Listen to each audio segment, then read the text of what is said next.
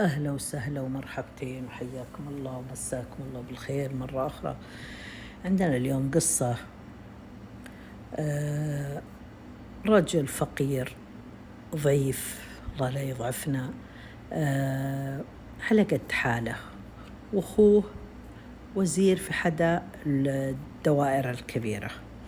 طبعا هذه القصة ميب عندنا في السعودية، برا السعودية، في دولة عربية ولكنها برا السعودية. شد فيه الحال وضاقت فيه الحال وتعب نفسيا، وقالت زوجته: وش رايك تروح لأخوك اللي وزير كذا، روح لأخوك اطلبه لعله يعطيك فلوس تشتغل ولا تشتري بيت ولا. قال أخوي: شايف حالي. قالت: أحيانا نشوف الشيء ويصدقه، أحيانا نشوف الشيء ولا نفهمه، أو نشوف الشيء وما ننتبه له، أو مر من عند الشيء وما يعني نجتازه ما انتبهنا له. أخوك عنده مشاغل، أخوك عنده أمور من أمور دولة، مو فاضي، لكن لو رحت له وريته وجهك وقابلته لعله إن شاء الله يسنك. قال: زين. يوم جاء عقب أسبوع يروح لأخوه، يدخل على أخوه في الدائرة: السلام عليكم. السلام، كيف الحال يا أخوي وشلونك؟ قال أخوه: وين يا أخوي توك تذكرني. يعني قصد أخوه مو قصده إنك قاطعني، لا، أحيانا بعض الناس يفهم الكلمة غلط، يقصد إني أنا مشغول في أمور كبيرة وأنت ما عندك شيء، أنت فاضي، ليه ما مريتني؟ يعني الدنيا خذتني، أنت عاد يا أخوي ما تذكرني. قال: والله الوضع وما أدري إيش، وقام يتكلم عليه. قال: أمرني يا أخوي، إيش تبي؟ قال: والله يا أخوي أنا جايك أبي منك سلف 300,000. قال: 300,000؟ قال: الويش تبيها؟ قال: أبي أشتري لي قطعة أرض أبنيها، ولا أشتري لي، طبعا إحنا لو في السعودية هذا ما فيه 200,000 300,000 أرض، هذا برا السعودية. قال: تبي تبني لك بيت؟ قال: أبشر على خشمي وأنا أخوك، لك وش رايك بدل ما تاخذ قيمة 300,000 وش رايك أعطيك 1,000,000؟ قام الأخو الصغير قال: 1,000,000؟ قال: نعم 1,000,000. قال: تقدر تعطيني 1,000,000؟ قال: نعم أقدر أعطيك 1,000,000. قال: زين، بس بشرط.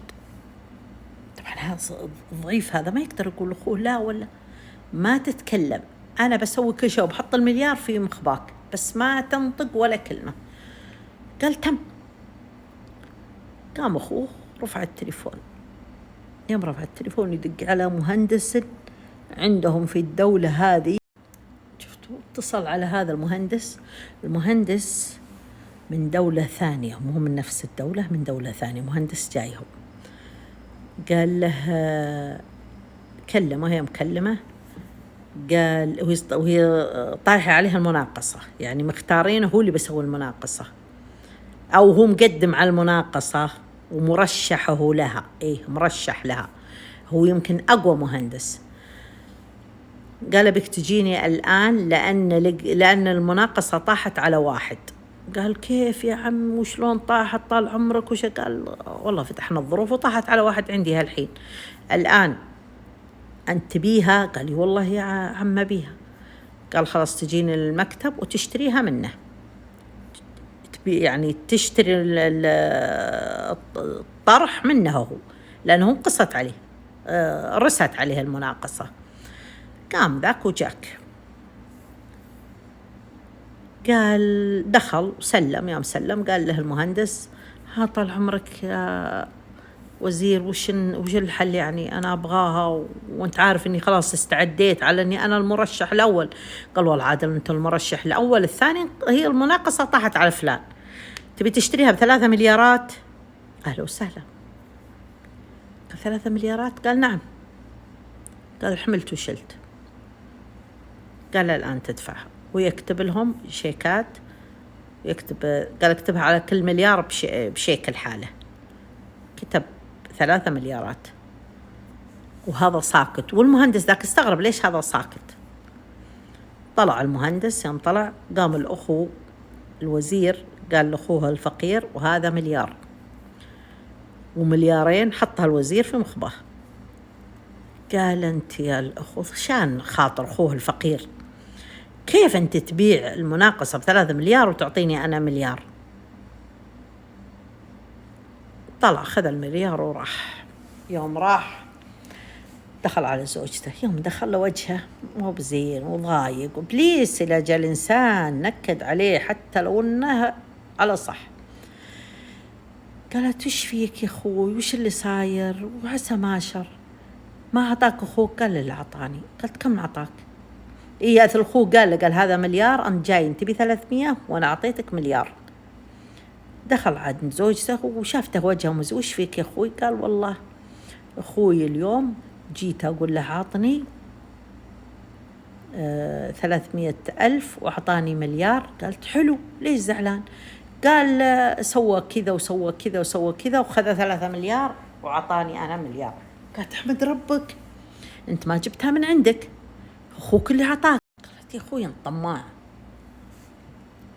أخوك عطاك مليار، أنت راح تبي 300، تبي 100، تبي 100 إلى 300، يعني أنت طالب 300 على استحياء. الحين عطاك مليار وتقول أخوي سوى وأخوي فعل؟ يا حيف. ويقعد ونافخ ومنتفخ، مو معجبه، لا عجبه العجب ولا الصيام في رجب. المهم يوم من الأيام أحضروا عزيمة. يوم أحضروا عزيمة هو جاء أخوه وله يمشي نافخ ما يسلم. قال أخوه هلا مرحبا، وش فيك؟ عسى ما أنت بزعلان، وش مزعلك؟ قال زعلان عليك. قال ليه زعلان؟ قال ليش تأخذ المليارين حقي؟ قال وين حقك منه؟ حقك من وين؟ قال أنا جاي وقلت أنت لي ببيعك المناقصة، وبعت أنت المناقصة وخذيت أنت مليارين وعطيتني مليار. قال هو ندافع من الفلوسك شيء؟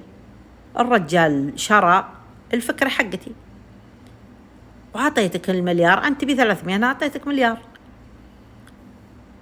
يا أخوي لا يدخل إبليس بيني وبينك، يا أخوي لا تخلي المادة تعدم اللي بيني وبينك، يا أخوي قعدت أنت الدنيا متصفق تنفيك ما سنعك إلا أخوك، يا أخوي تراني محزامك وتراني عصابة راسك وتراني معنزك وتراني عصاك اللي ترك عليها وتراك أنت بعد بالمثل. يا أخوي لا يغرك كلام الناس وحشحشة الناس، ترى وانا أخوك من سمع الكلام الناس راح فيها. فقام هذا لأن وراه مرة جيدة وأخوه جيد، قام وحب راس أخوه وقال سامحني الشيطان دخل بيني وبينك.